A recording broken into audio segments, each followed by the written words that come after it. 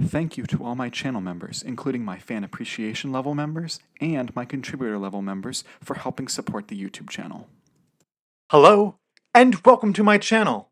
My name is Jonathan Cohn, and today we have another edition of Book News, a segment that has not been on the channel recently as I had some stuff going on personally, but it is back and we will be covering a lot of news that has happened in the last several months.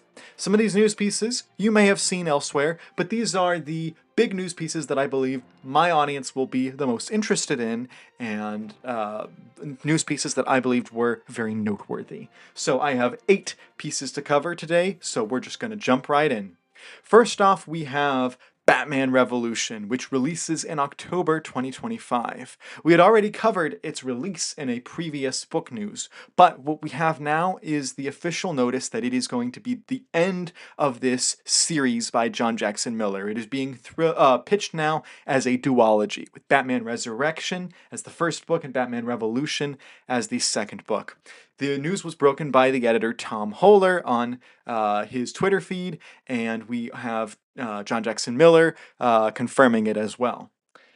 There is the potential that there could be more books in this universe, but the story that they wanted to tell at least ends with this second book. We also have the announcement that the sequel to the Academy of Outcasts is written by Larry Correia, and that book will be out in May of 2026, and we already have the cover art for it by Matt Sellers, and the cover looks like this. I will be reading book 1 in a few weeks, and will be letting you know how it is soon.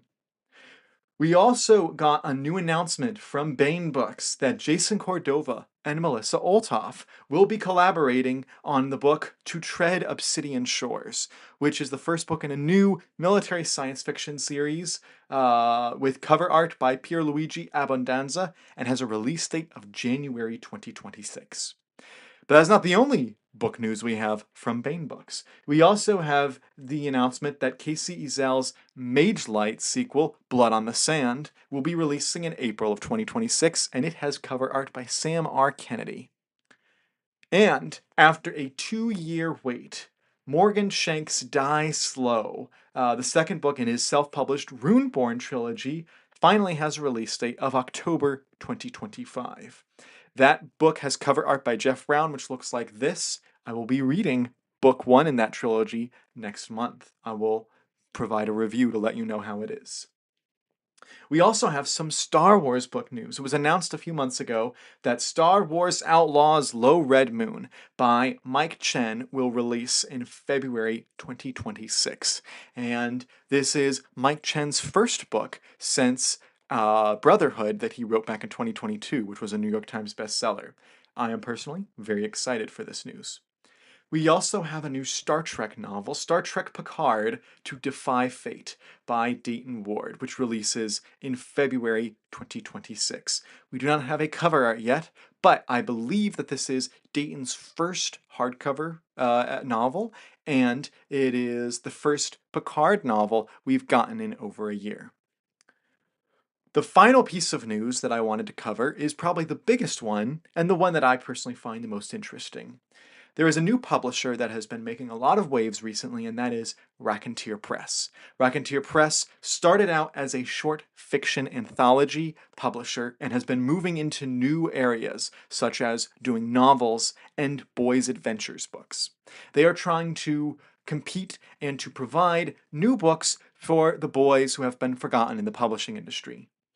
Raconetuer Press just announced through their YouTube channels and Substack that they will be releasing 12 boys' adventure books in 2026.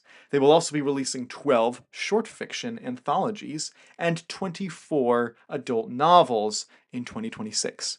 But they continued on with an announcement that they will be doing a collaboration with David Badurina for 4 additional short fiction collections, which will be releasing in 2026.